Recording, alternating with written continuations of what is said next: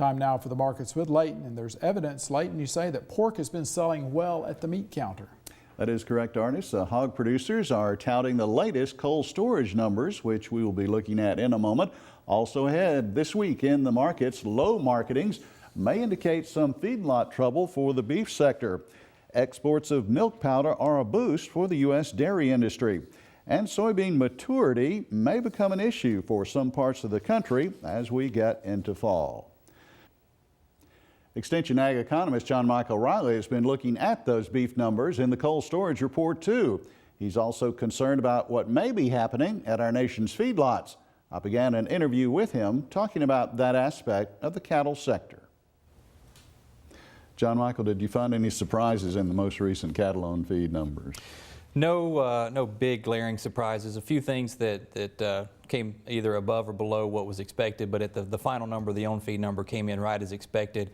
Just over 1.5 million head of cattle placed on feed during the month of June, a little under 2 million head of cattle that were marketed during the month of June, and finally a little under 10.5 million head on feed as we sat July 1st. That placements number was a little higher than expected.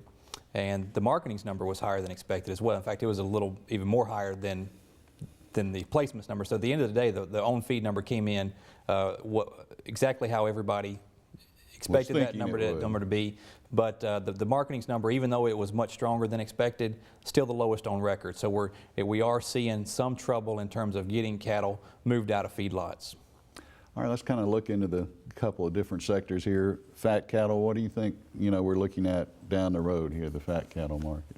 Well, everybody seems to think that we've kind of hit our low for the summer. We typically do fall off during the summer. The marketings number shows that there was some trouble getting cattle moved out of feedlots, and I think that moving forward, though, there is some optimism, skeptical optimism, but it's there given the fact that that marketings number was better than expected.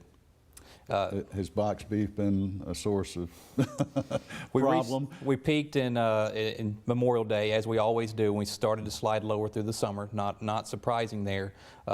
If you look at cold storage, that's a number that I've been paying close attention to. That number, looks like we've been growing in terms of inventory of beef in coolers, but the middle meats, it looks like those are moving pretty well. It seems like we're growing our inventories of ground beef.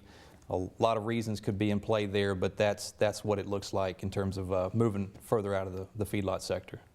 All right, we've seen corn prices kind of come down some. What does that mean for feeder cattle? Would have to be positive? It's been positive. Past couple of weeks, feeder cattle prices have been higher, shrinking numbers expected as we continue to move into the final parts of 2013. That looks optimistic for feeder cattle prices. There's definitely optimism in the dairy sector these days about the record number of exports being reported. The milk powder market in particular is being described as being on fire due to foreign sales. On the flip side of the coin, analyst Naomi Bloom says U.S. domestic demand for dairy is stagnant right now. That means the exports of all that powder are more important than ever. So it's really good that the export market is as strong as it is, because in the month of May, record production ever for milk, 17.7 billion pounds. So it's really good that we have a good, strong export market. And we're feeling that milk prices overall for the next 2 months, depending on the month you're looking at, will easily stay. No, it won't go lower than 17, probably 18.50 might be the max, and just kind of chop and go sideways in that range. From a dairy market update, we go to a dairy-related trivia quiz here on Farm Week. Let's take a look at our question for the week. How much does a dairy cow in Mississippi cost these days? $859, $1,470, $1,699, or over $2,000? I'll tell you the answer at the end of the market segment. The 2012-2013 marketing year for cotton came to an end Wednesday, and the 2013-2014 marketing year began on Thursday. That's about as significant an event that has happened as a production time this week for what one analyst terms a dull market.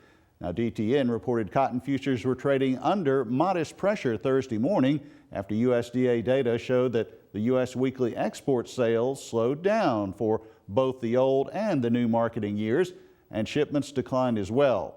Doan's commentary reports there is no reason to push new crop sales any further, only catch-up sales. Well, Thursday morning, soybeans started the new marketing year, the new month, unchanged. Analysts note that beneficial rains have helped give that crop a boost in certain parts of the country. However, some traders like Elaine Cubb do have concerns now about whether all of our nation's bean crop will be mature come harvest time. I think the idea of late development is even more dire for soybeans than it is for corn. You look at the fields that are not canopied over and may never canopy over just because they're very stubby. They did not receive the growing degree days that these crops really need in order to be able to fill pods. And again, that maturity progress is about 13 percentage points behind a 5-year average. So we really are far behind. And now you're really in a threat of early frost for soybeans in particular. They are in a more dire weather situation than corn, in my opinion. Before our feature story, let's check the trivia answer for this week. The correct choice is B. A dairy cow in Mississippi cost $1,470.